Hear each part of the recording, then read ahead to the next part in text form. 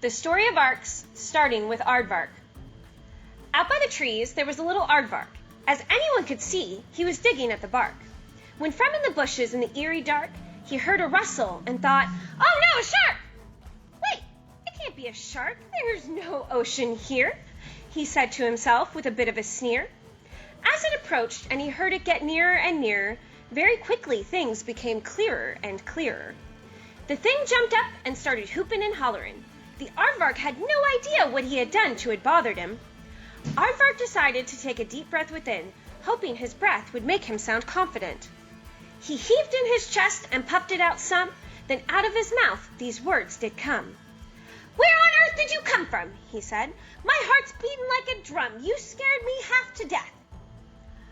"Oh, I'm sorry. May I ask your name? Because my name is Aardvark, and eating ants is my game. You scared me maybe a little when I saw you in the shadows. Thought you might be scared a smidgel if I could make you think I was madzos. I figured if you thought I was crazy, you see, that then yes, for sure, you wouldn't be bothering me." "Well, my name is Aardvark, and what do you mean? Eating ants is even what I do in my dreams. It beats me why we would have the same name. We are nothing alike. We are not at all the same. Now, I will know absolutely who is to blame when people keep on mispronouncing my name. Yes, I will know on who I shall hang that great cone of shame for making infamous my fame as well as ruining my name. For shame, sir, for shame." "I don't agree that I'm ruining your name. Aardvark is much better than Aardvark, I say. Say what you may, but you're using my name, and maybe on you should hang that great cone of shame." The Aardvark huffed and the Aardvark puffed. They plopped their booties down in the muck and folded their arms, cursing their luck. They turned their backs straight to each other, then they both muttered the thought, "Now what?" When out from the trees they heard a faint sneeze, like something you might hear from a bird or a bee. "Ho, what is your name?" called out the Aardvark. "Oh, nice to meet you. My name is Aardvark." "Aardvark can't be right. That's too close to Aardvark," Aardvark remarked as he glanced back to Aardvark. "And too close to Aardvark, that name you have, Aardvark," said Aardvark, returning the glance back to Aardvark. "I agree, Aardvark. His name is too close," said the Aardvark as he was crinkling his nose.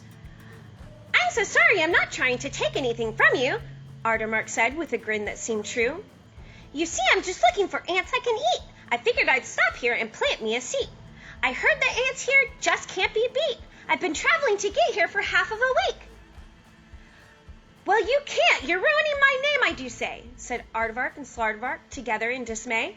"It beats me why we would have the same name. We are nothing alike. We are not at all the same. Now, I will know absolutely who is to blame when people keep on mispronouncing my name. Yes, I will know on who I shall hang that great cone of shame for making infamous my fame as well as ruining my name. For shame, sir, for shame." "I don't agree that I'm ruining your name. Aardvark is much better than Aardvark, I say, or Aardvark for that matter at the end of the day. Maybe it's you who is making infamous my fame.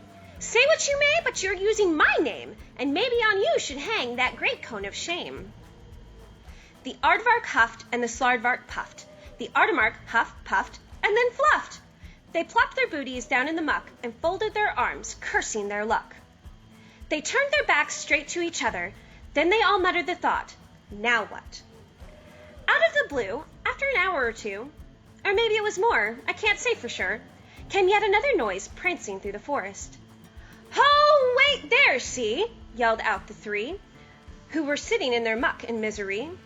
"We don't know anything about who you be, but don't you dare say you are looking for ants you can eat." "Actually, I am," said the creature with glee, as it pulled to a stop to rest on a tree. "My name is Turtleneck, I am happy to say, and I am looking for bark now that dark has hit the day." No, you aren't," said the others in dismay. "We don't want to listen to what you have to say. That can't be your name. It just can't, okay? Our names are all way too close to the same. It beats me why we would have the same name. We are nothing alike. We are not at all the same. Now I will know absolutely who's to blame when people keep on mispronouncing my name. Yes, I will know on who I shall hang that great cone of shame for making infamous my fame as well as ruining my name. For shame, sir, for shame." "Your names are not ruined. Don't be in dismay. My name is Charterlark. You're right, we aren't the same. I've never heard of an Aardvark or Slardvark or an Aardvark in all my days. Well, I think you should all just go away, Aardvark said, now his head hung in dismay. I came to eat my ants, and now looking at a glance, it seems I won't get any today. There is no point in celebrating or trying to prance or any other dancing or sway. It's past the end of day, and all I can say is that all of you got in my way. We must agree on who it is you see that will get to use a name so divine as Aardvark, Aardvark, Slardarvark, or Charterlark, or any ark for that matter that makes this a rhyme. Maybe if we work together, Charterlark said with a little bit of pleasure, we can find some ants and pull off their cover. We could all have a chance to eat after the other. Because when we do it together with one another, sharing is caring and watching out for our brothers. And sisters too, not forget all of them too, because they need us, all our teammates do. Let's not get caught up in petty little anger over what's in a name or who owes who a favor. Maybe we should just work together as teammates, try to get along and not grumble about being late, or find that at the end of the day, going hungry would have been a far more terrible fate. If we work together, we can find everyone dinner and get everyone fed before anyone gets bitter. Come on, guys, let's go find some more morsels. I think I know where to go. I've got some of the best sources. Aardvark looked at Aardvark and Slardvark. I guess he's right. This one they call Charterlark. I guess we are unique, and our names aren't quite the same. Maybe I shouldn't be so worried about what other people think. Instead, I think he's right. We should show that we care for those around us whose struggles we share. We will work together until we get there, because all of the world is all of ours layer. The end. What did you learn from this story about compassion and coordination? Compassion is when you care a whole awful lot about something or someone. Do you think if the Arks in this story had shown more care about each other than just themselves, that they may have been able to prevent spending half a day mad at each other? Coordination is working together. Do you think if you could learn to work together the same way the Arks in the story did, that you might be able to stay happier through your day too? Do you think that could help other people around you be happier too? Your best teammates just want what is best for you. Working together and caring enough about them to think about how something might make them feel goes a long way to having the best relationships. Be the best teammate you can be.